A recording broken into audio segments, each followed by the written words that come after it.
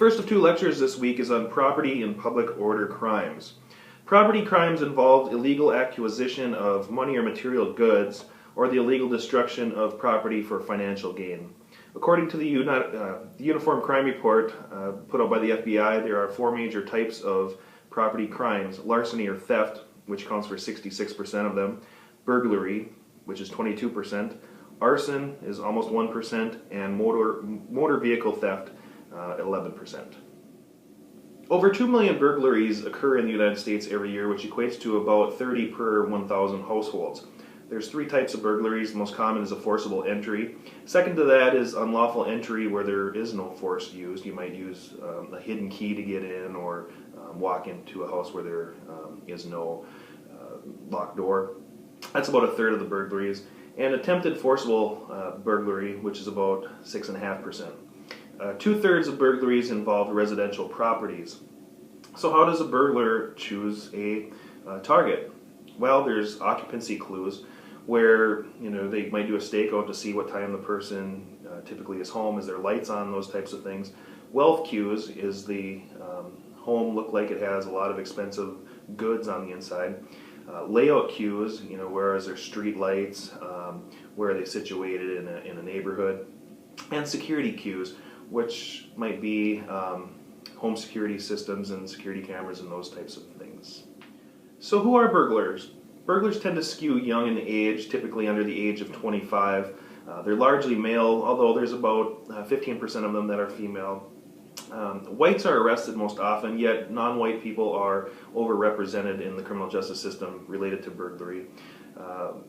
They mostly commit burglaries near their residence, especially juveniles and non-professional burglars. About half of burglars work with accomplices.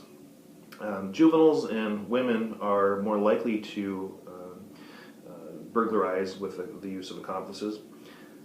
Alcohol and drugs is often used as a way to reduce the anxiety prior to the offense.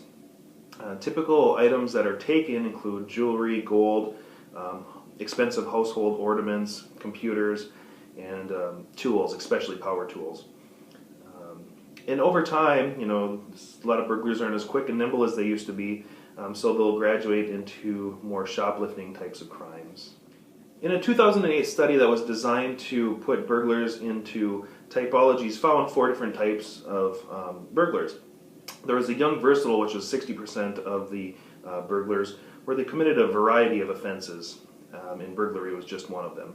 There was the variant, which was 22%. These are people that are oftentimes homeless, transient, have serious and persistent mental illnesses, and typically steal due to their very poor quality of life. They may burglarize to get food and clothing and that type of thing.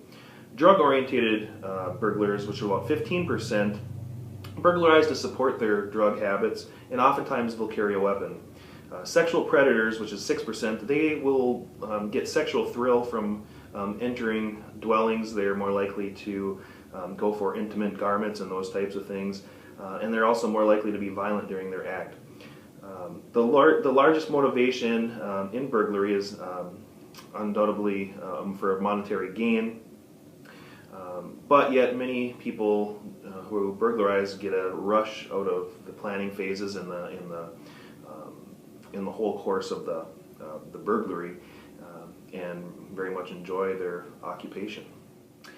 So now moving on to larceny and theft.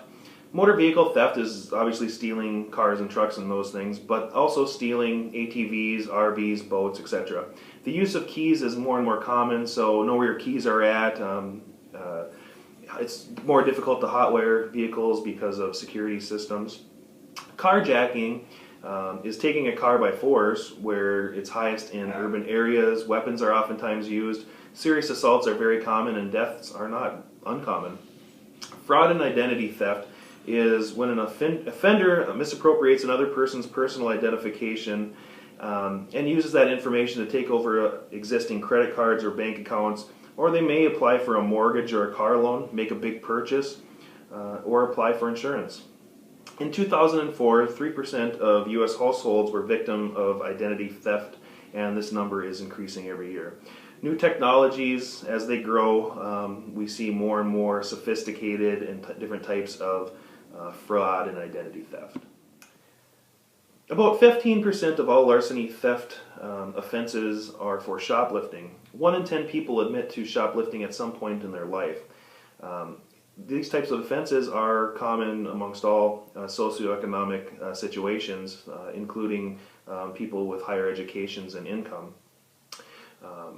It's the most common referral to the juvenile justice court system. Women are more likely to shoplift, but men are right there with them, close behind. The consumption of goods while in a store, drinking a pop, eating fruit and candy without paying for it, I mean, that's shoplifting too. We don't see those as common as referrals to the criminal justice system, but it does happen. Goods that are most commonly shoplifted from grocery and drugstores include meat, baby formula, diabetic testing strips, razor blades, which I'm guessing this is for people who are cutters, and over-the-counter medications.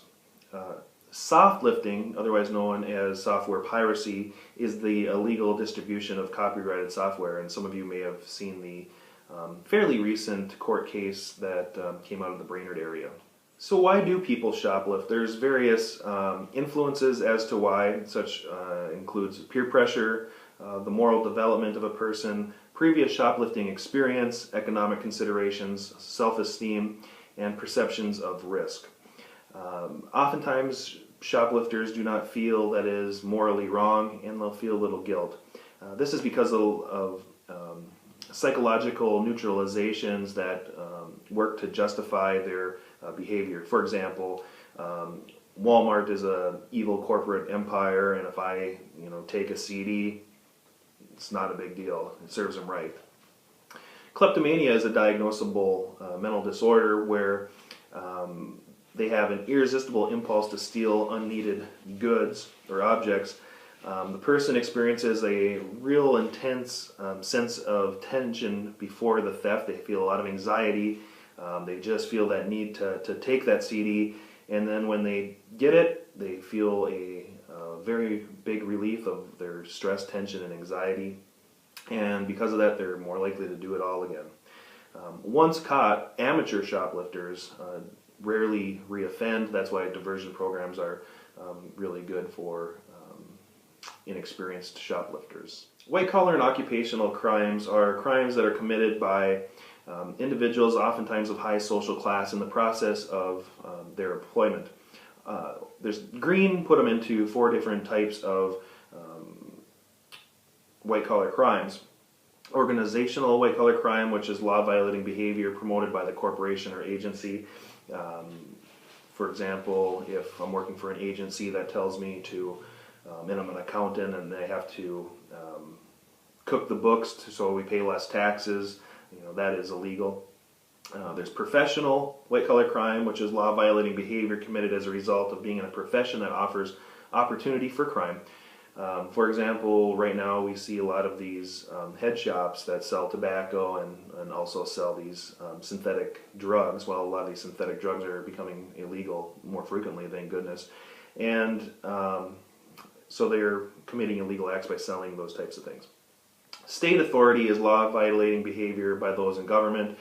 If I'm a congressman and I'm appropriated certain money for my campaign or for the government work I do, but instead I take a trip to Jamaica and have a real good time, it has nothing to do with the reason I get that money, that is a state authority white-collar crime.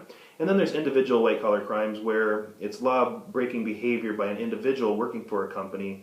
So it might be embezzling, and it's for their own personal gain or advancement. So they might lie and get somebody fired, which in some cases could be a crime. Or it could be the social worker who's taking money from their clients. The prevalence of white-collar crimes is unknown, and a lot of times white-collar crimes are charged with more civil penalties than criminal penalties. So now moving into prostitution. Prostitution is considered a victimless crime. Prostitution is the primary source of income for more than 1 million people in the United States each year. The solicitation of prostitutions is also frequently considered a crime in many states. The solicitors, who are called Johns, typically tend to be white, middle class, between the ages of 30 and 60, but obviously this is a generalization and not always true. The typical prostitutes, they come from homes where there's a lot of abuse, neglect. Sexual abuse is very common within their households.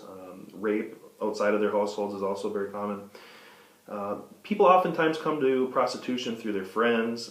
Relationships with other prostitutes and pimps is often more rewarding than their relationships with their own family because of how horrible their conditions were in their homes.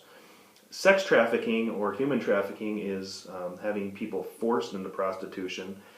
U.S. is the world's second biggest sex trafficking country in the world. Women and children oftentimes come to the United States for legit reasons, but are forced into prostitutions because they owe people that helped get them into the United States or smuggle them to the United States a debt. Oftentimes, actually not oftentimes, rarely, but thank goodness it's rarely, because some parents will sell their children into prostitution. And then in some cases, kids or young adults are kidnapped and forced into prostitution.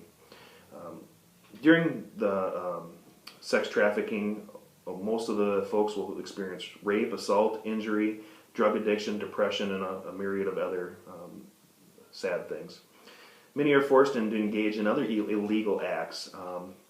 They're forced into prostitution, but they also might be forced to go steal or extort, etc.